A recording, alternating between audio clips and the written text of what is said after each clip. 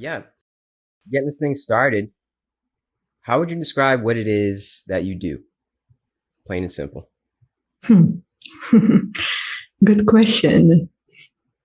So, basically, in our academy, New Humanity, Divine Life, we work with a system about the levels of consciousness. So, through that system of identifying each level of consciousness, from a lower perspective to the full consciousness realization, then that kind of gives the ability to see where a person is at and help him to go to the next step within them, coming closer to a deeper realization. And so, every level of consciousness has certain effective practices that would help someone, very specific meditations that would help someone move to the next step. And so this map, I found it also to be like a direct path without getting lost in the world, without having any confusions and doubts, because it's a very clear path. And it doesn't hold anything to it. You can be a healer and doing whatever you love to do, or it doesn't matter what's above it, because levels of consciousness is kind of the foundation of everything. Mm-hmm. So basically, what I do, I offer guidance, spiritual guidance, specific meditations.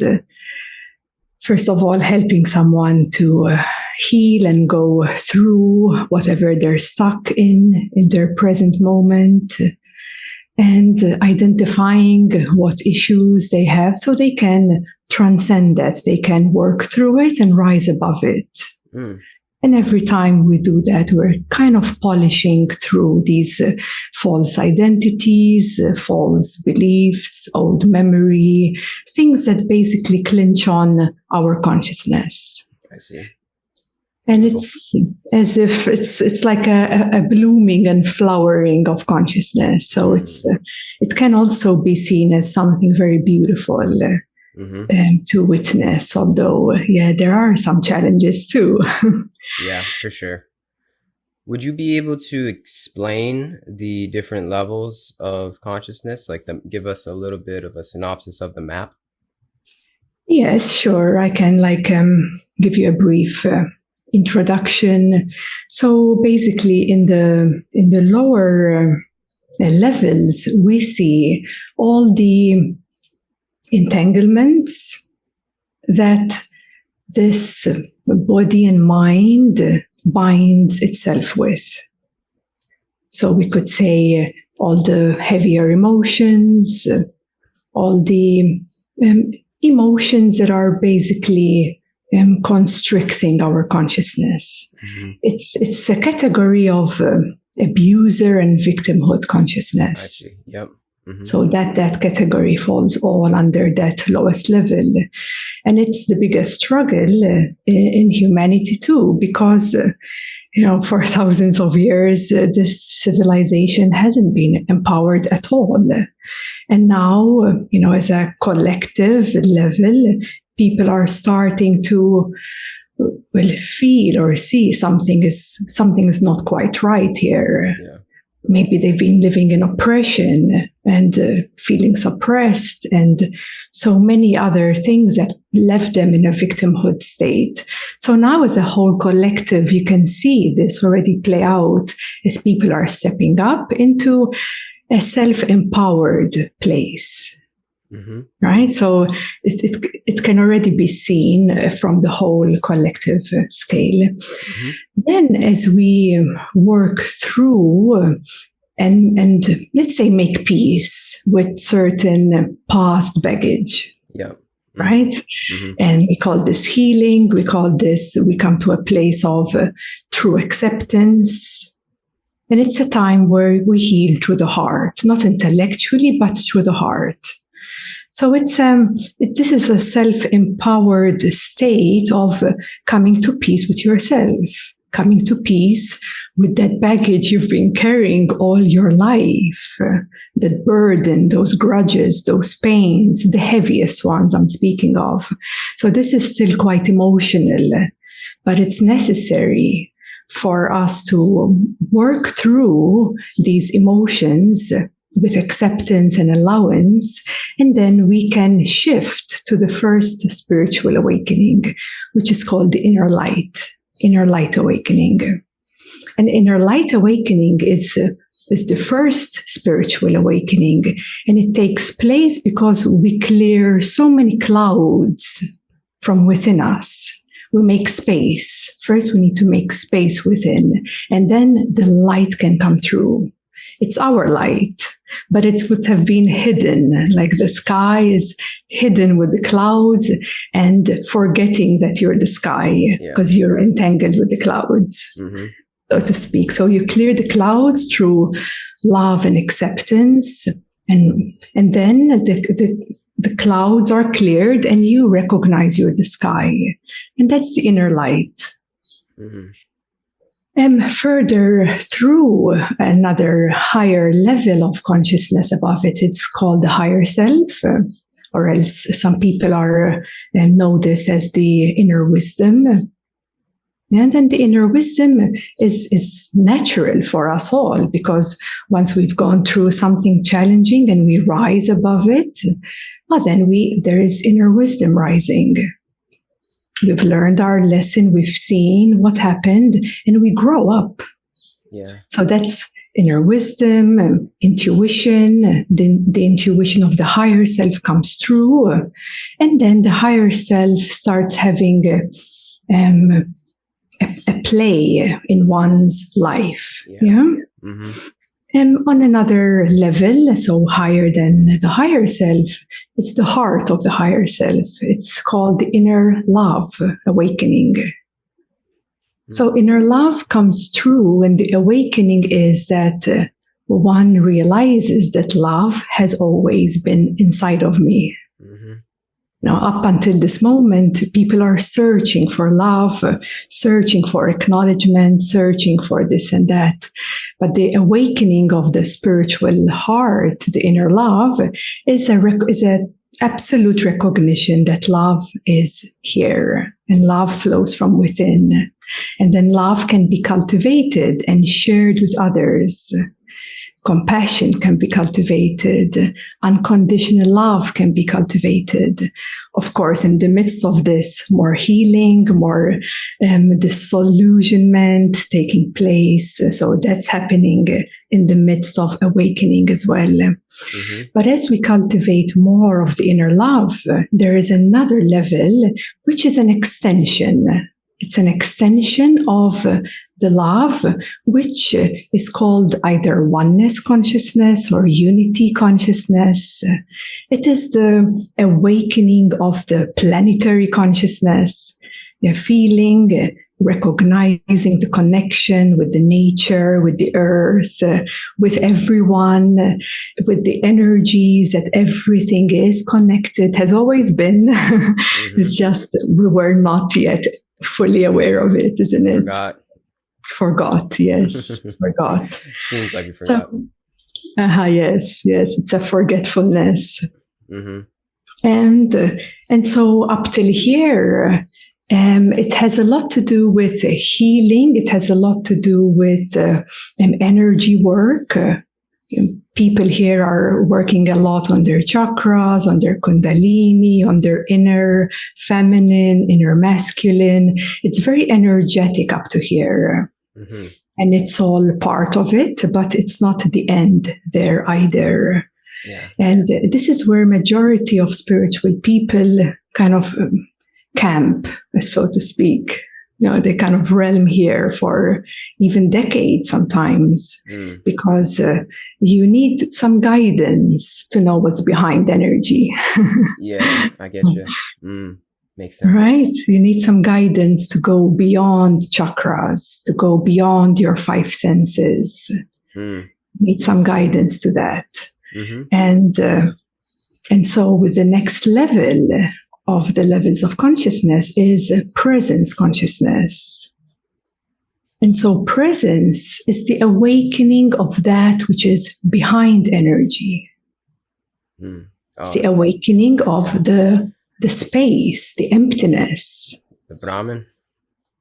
Yeah, that can be a little tricky because so many speak of Brahman in various different lineages in slightly different ways. Yeah.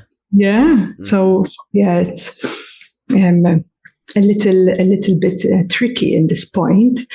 But rather to keep it very simple for everyone to understand. It's coming behind the chakras, coming behind the energies, and coming behind your five senses. What is there? And you realize, you awaken to the seeing, that's the presence of the being, the beingness, from the doership to the non-doership, to the beingness. And in the beingness, it's emptiness. The presence is beyond five senses. And what happens usually, people, let's say if they are in the inner light, they try to understand presence, but it's not possible because this has to be experienced. Yeah. Mm-hmm. You have to self-verify that. Mm-hmm. It is a path of self-realization. Thus, okay, someone may be able to guide you, but ultimately you have to realize yourself. Mm-hmm. Isn't it? Because then this is where spirituality, levels of consciousness gets a bit binded, twisted, or mixed up. Because, coming to the next step, it's non-duality. And non-duality, it's a buzzword these days. Yeah. Non-duality is a buzzword. And if someone is in inner love, inner light, they can only conceptualize what non-duality is, because they're not there yet. There is some further steps to go through, to come closer, to go beyond, for you to awaken to that. Yeah. Of course, all these levels of consciousness, they're one. It's in one source consciousness within us. So they're not segmented, so to speak. But once you know how to kind of verify it or see the qualities of it and learn how to go beyond it, then it's very easy to detect where one is at through some self-inquiry, checking in what one's experience is, not intellectually or rationalizing it, but from a direct experience. Mm-hmm. That's what it's all so about. Basically, yeah, that's what it's all about. That's what it's all about. And that's always the best way to go through anyone's spiritual journey, because nowadays you can watch many videos on YouTube. You can learn everything. Everything is online. But just by listening or trying to conceptualize it, it will only create more confusion, because ultimately we live in the here and now, and what is real to you here. And then you always need to go beyond that, go beyond the mind, go beyond your attention and focus, and see what's there. Yeah. So it's an exploration, investigation, and ultimately self-realization. Mm-hmm. Yeah. So in simple terms, like non-duality, it's a deeper state of presence. You've went into so much depth into your beingness, so much depth, because it's very, very deep. This is a galactic self, not a planetary self. Mm-hmm. Your consciousness expands to a galactic, cosmic self. Yeah. Mm-hmm. So it's quite vast. There's a lot of depth for one to seep into. And in that greatest depth of being, you're able to witness, to see the two sides of the coin. You're able to perceive reality from the one, not from the two. Yeah. not from duality, not from good or bad, not from judgment, not from separation, but from the one. So from the one, you perceive the two sides of the coin. Yeah. And that is very deep. That's definitely very deep. That is very deep. And in non-duality, what happens? We start transcending both sides of the coin. Yeah. We start transcending. We usually have likes and dislikes. And at this point, it doesn't matter if there are likes or dislikes. You just have to process them, transcend them, they're already in your space. All the energies, they're already inside of your being. Okay, you're empty, but what is within you are the energies. So it's not about negating life or I'm not this, I'm not that. Okay, that's great as a non-dual practice because you need to see what you are not to recognize what you are. Yeah. So that's kind of a practice for disillusionment, for disentanglement of identities, isn't it? Yeah. Wow, that was really good. Damn. So what's behind? What's even closer than the non-dual being? Okay, non-dual being, it's eternal. There's a core of the non-dual being, and that is source consciousness itself. Now, what allows us to see the emptiness? What allows us to see the fullness? What allows us to see the suffering? What allows us to see the bliss? There is awareness. Yeah.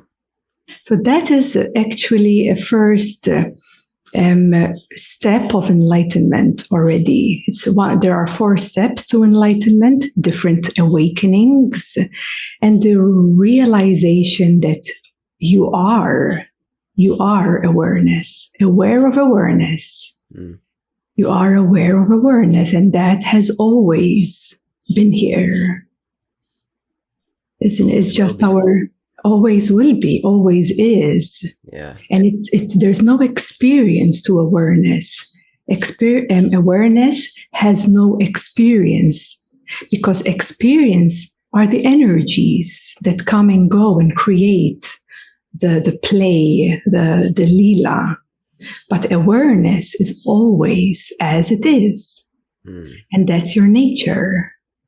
Yeah. It's all our nature. That's where we truly meet as one consciousness. Yeah. So awareness starts seeping, it starts seeping through, it starts perforating through our being, and it starts enlightening up with the light of consciousness. I'm using very simple terms. It's so easy and simple to can understand, but can also experience.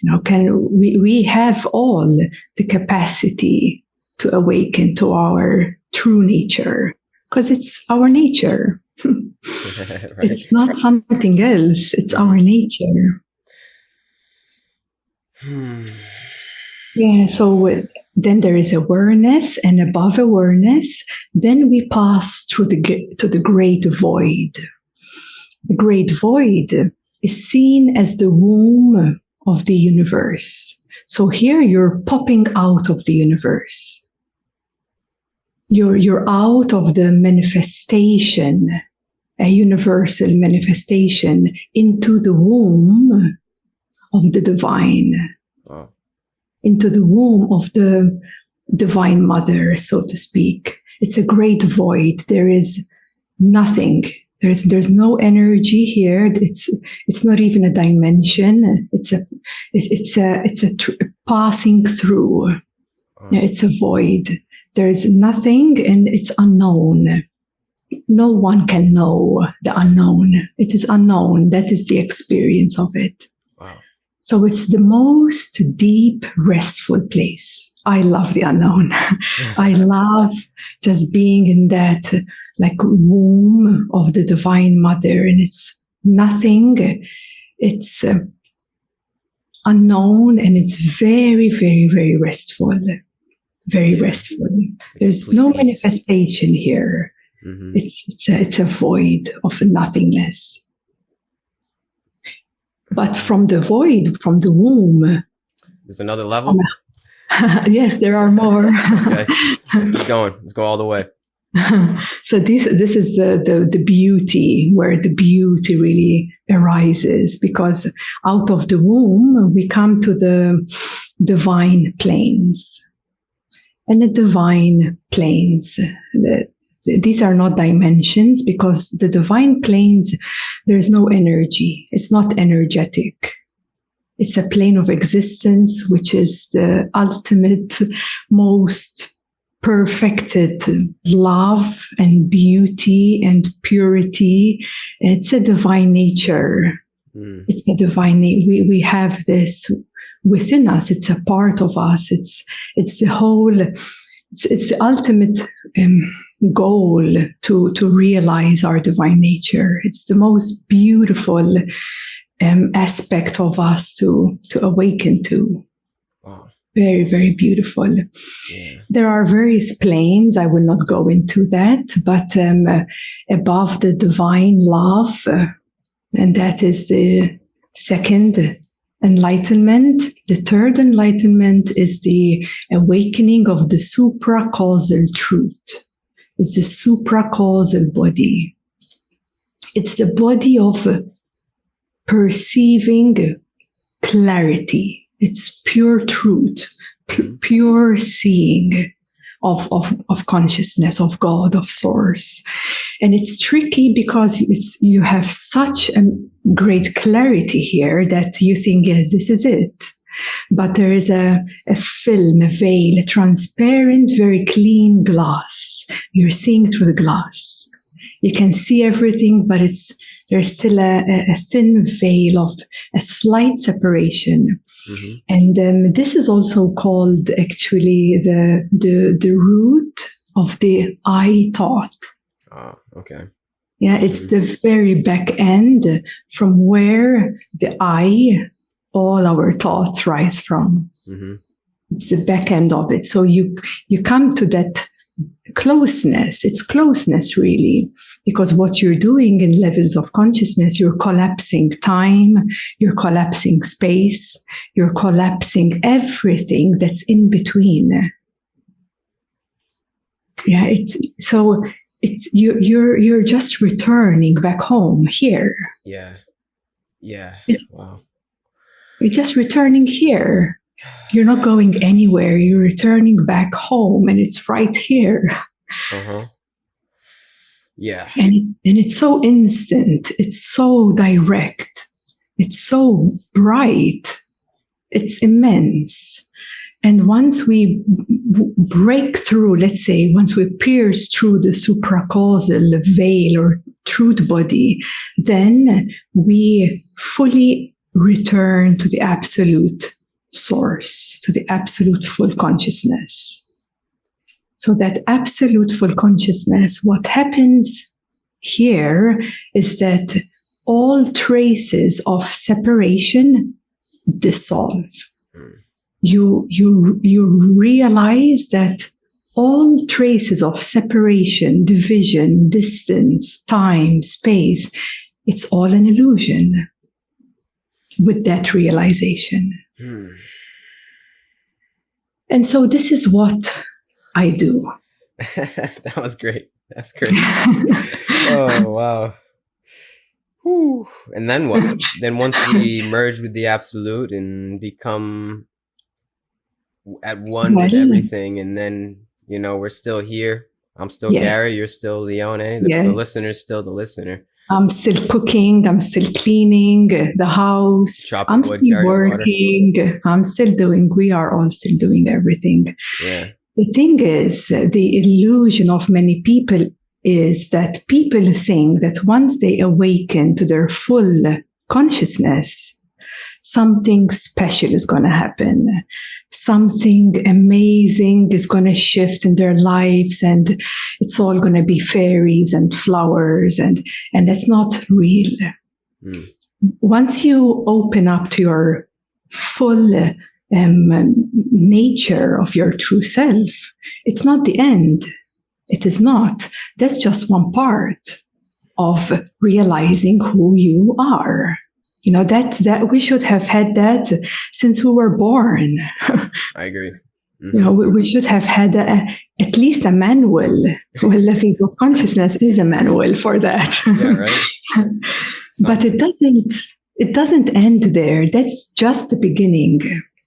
First of all, you're still integrating, you're still healing some aspects that are still there.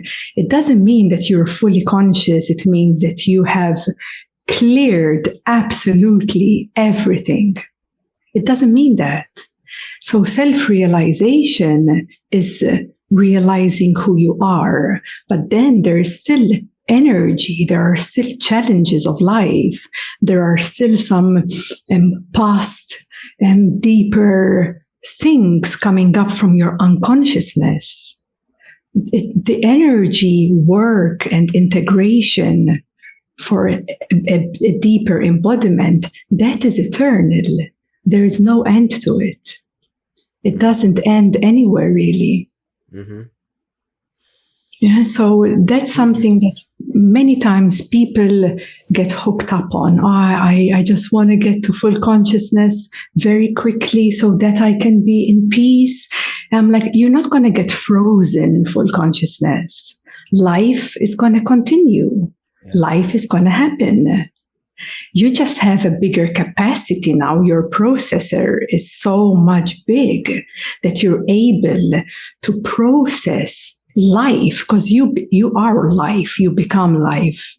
You are life. There is no separation from it. So life continues to happen. And the life we live here, it's not the most serene one. So there is a lot to work through as well. Mm-hmm. And that is the integration. It takes a lot of years to integrate and embody that. It takes time for adaptation. So yes, it doesn't end there. It's not to reach somewhere and then, it's a continuation. Life becomes, of course, much more illuminated. There's a much greater love and divinity that's flowing with you, and you have that higher support and everything. Yeah. But life doesn't freeze. Yeah, I see. So well said. So well said. So let me ask you this one then. What would you say to someone that has no idea what you just said, even though I totally understand what you just said? It made sense to me, but let's just do a hypothetical. They have no idea what we're talking about right now. What would you say is the incentive to follow this path? You said life becomes more illuminated. There's more love, maybe more blessings. What would you say if someone's like, why would I want to even go through that? That seems like so much. It seems like a lot. I got to just put food on the table. I'm just trying to survive here.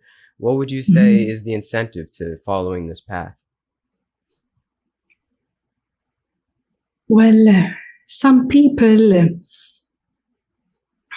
they may go through some really difficult life situation where they get cornered and they feel they're like hitting a wall and they're not finding a way out. They're stuck and they know it because it's been like some good years.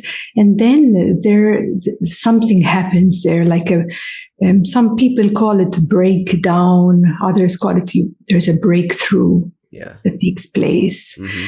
And I guess something from within just awakens to search for something or search for help or like a different way to go about living. Yeah. Mm-hmm. Yes, like something happens in a person and maybe they want to start changing their diet. All of a sudden, they just feel that this is not feeling good anymore. I need to make change.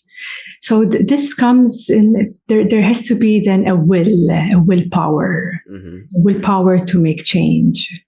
And of course, now we just had like this brief journey through the whole levels of consciousness. But, when, for example, I'm meeting a person, I don't have to overwhelm someone with what is the next steps. Yeah. So we always take care of the present moment. It's more grounded. It's more real. Yep. It's like, okay, how are you? Where are you now? Yeah. What's stuck? What's the obstacle? Let's work through that. And people feel empowered. Mm-hmm. They feel empowered because that's the whole purpose of it, that people take their power back to themselves and say, oh, I actually can do this. Mm-hmm. This is possible. I guess that's what I was asking is, what is the purpose of following this path? Would you say it is an empowerment, like a easing of suffering, a more peaceful life? Yes, I guess it starts from that, from an empowerment shift. Yeah. Yeah, when people want change, they're fed up. They're fed up of suffering. They're fed up of misery. They're just fed up and they don't know what to do. And then willpower, because that brings change. I see. And I feel as though personally, once you kind of catch a glimpse into this, this knowing, self-realization, just catch a little glimpse, a little taste into one's capital T truth within. You can't unsee it, it's not like something I can just put on the back burner and forget about. It's once you have the subjective experience, that's it. Like once you know, and I can't, personally speaking, this is just me, I don't see another way of conducting myself in this life. Like once you feel it, I can't, like there's nothing that will lead me astray. I mean, I definitely will. I'm not a perfect being whatsoever. I get led astray plenty of times, but I always have that, like that internal compass to come back home, you could say, Mm-hmm. Yeah, it's quite powerful. It's a blessing, to be honest with you. Mm-hmm. It is.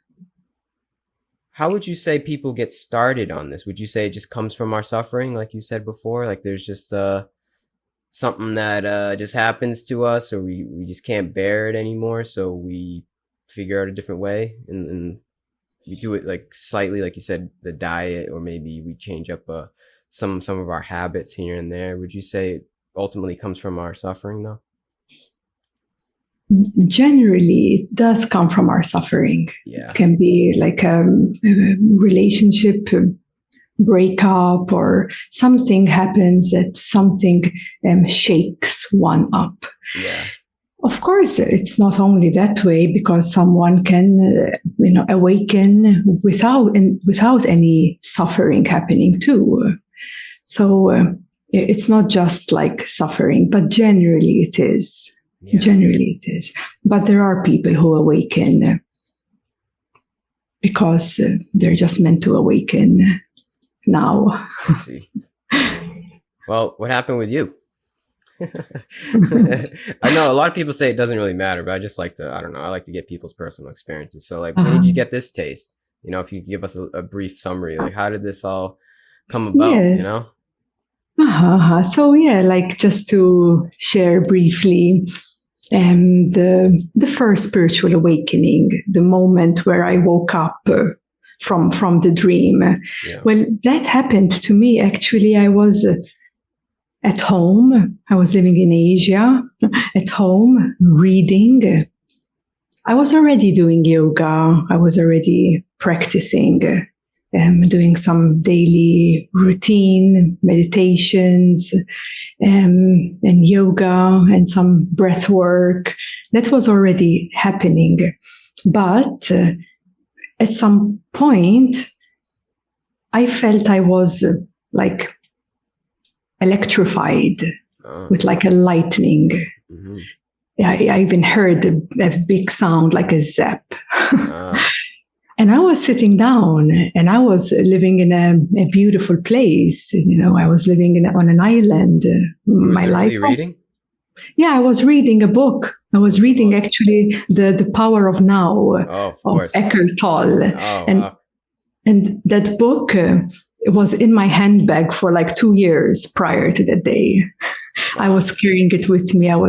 Every time I had some emotion, I would just open a page and read it, try to grasp the present now.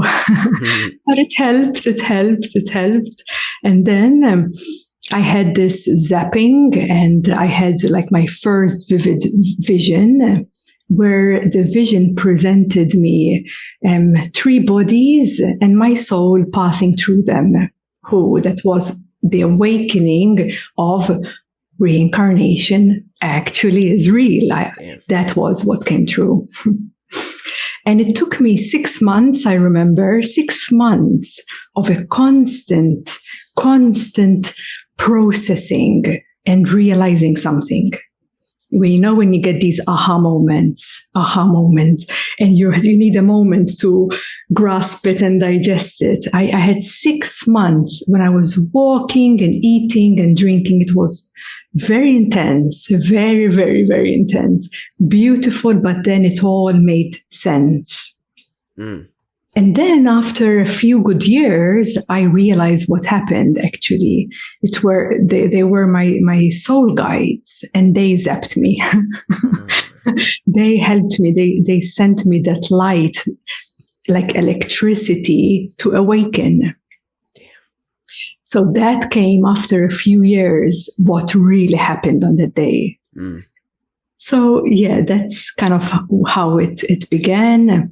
And then it continued.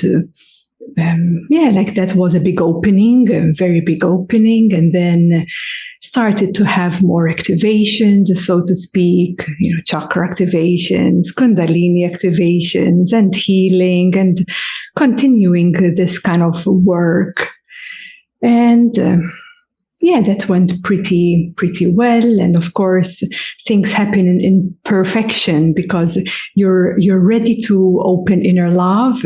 And for me, I didn't have a teacher in specific. I was just roaming around and enjoying the island and doing this and that. But then, life brings you the right circumstance to break your heart so that you open to inner love. Yeah. So good. Life it's tailored perfectly for us. Wow. And so, I could say that up to presence, it's kind of easy to maneuver. But then from presence, you do need someone to guide you, to bring you, to uplift you, to go deeper. And that would be kind of the most harmonious way, when you have that higher support. And for me, my partner, he's my twin flame, Mindo, he has helped me open through from presence all the way to my full consciousness. And thanks to him, it made it so much easier.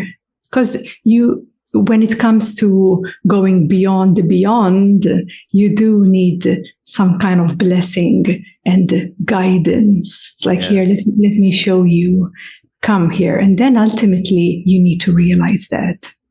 You need to verify that. And so a guide and a teacher can guide you, but can't enforce anything upon anyone. Yeah. Yeah, I know what you mean. They can show you the way, but ultimately you have to walk. You have to. Yeah. Mm-hmm. So yes, and then I came back from Asia, came back to Malta, and instantly I got in touch with Mindo, and we started creating some events and some retreats. It naturally started happening. We just really clicked, got together, and now it's been over, I guess, about 8.5 years since I'm back in Malta. Yes. Beautiful. Yeah. Beautiful. And now here you are on a podcast. Here I am. Here we are. That's wonderful. Yeah. So would you say that this mindset, this wavelength that you resonate on, this newfound state of being, which isn't quite new, it's actually a remembrance of your own being, eventually leads you or someone toward an orientation of servitude to others that aren't really others. And are at the same time, isn't it? Yeah, because yes, then I maybe not for everyone, but for most of awakened beings, it's so natural for us, isn't it, to be of service to others. Yeah. It's like it's so natural to want to help out, to want to make things easier or smoother, more harmonious. It's a natural process. Because it brings you joy, right? Oh, that's if I don't do what I do in my life, I don't need to be here. I'm like really serious, because for me, what brings me the most joy is being of service to others and creating all these amazing education, spiritual education, and giving that opportunity through meditation, through consciousness transmissions, to uplift them, to bring them to their natural self.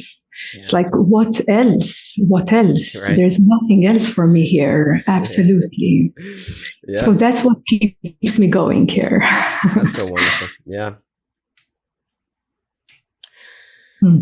So well said. Yeah. I don't have much else to say. Honestly, I'm pretty speechless. It's like that love is our essence, right? So it's like you got all this love. It's like, what are you gonna do with it? Obviously, you're gonna give it out. You have to give it out. It's just like you said, it's natural. It's like almost obligatory. It's like I gotta love these people somehow, because like I said before, there's no other way. I don't see any other way to go about it, man. You gotta love people. Yeah, because love, ultimately, love is not mine or yours. Love is free, and love flows, and it flows so abundantly, and all it wants to do is be shared. It wants to flow.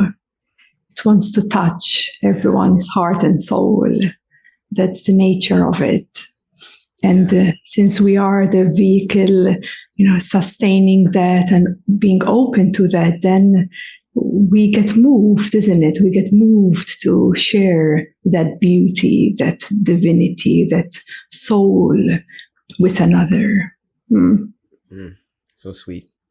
Would you say, if we could kind of generalize it here, that is the meaning of life? That is the purpose of life, is to become an embodiment of love, a vehicle of love. Yeah, I must say that's a very big task for all of us to fully master and become the full embodiment of that love.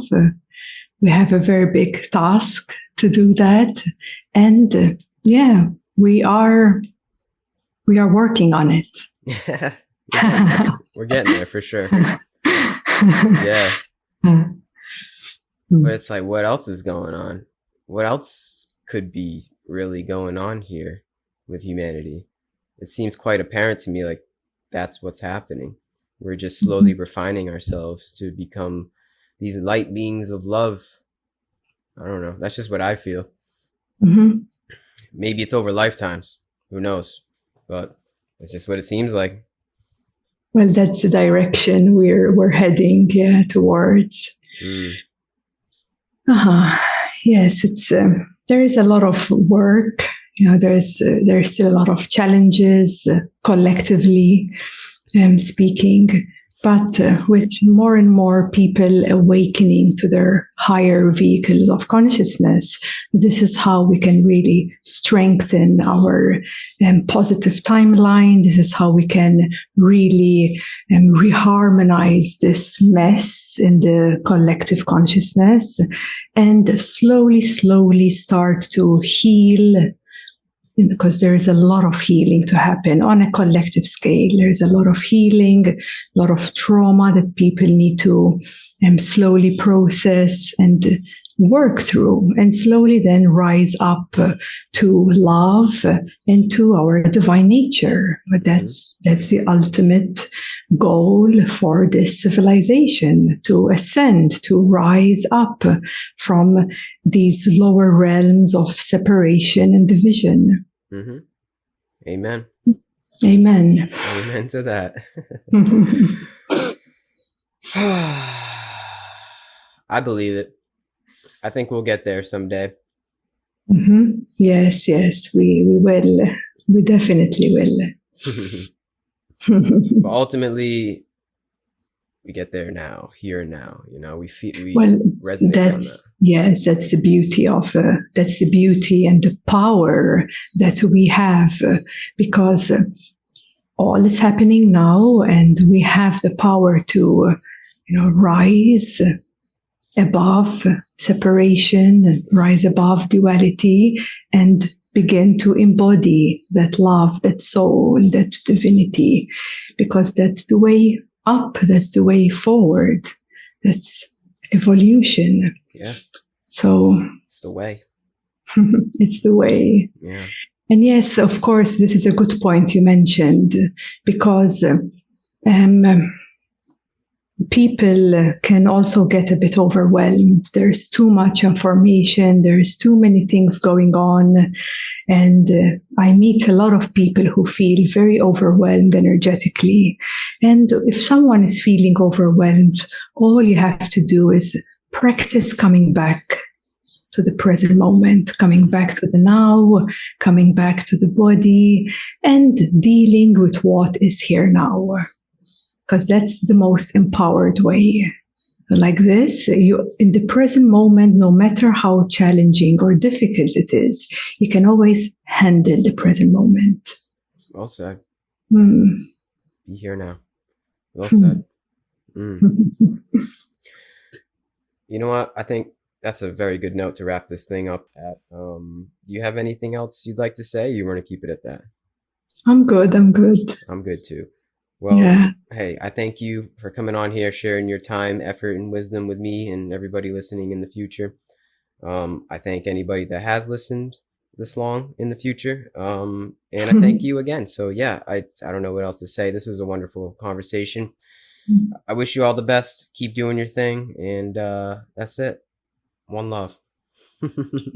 Thank you. Thank you for having me. And thank you for this very beautiful time together. For sure. Peace and love to you. Peace and love to everybody.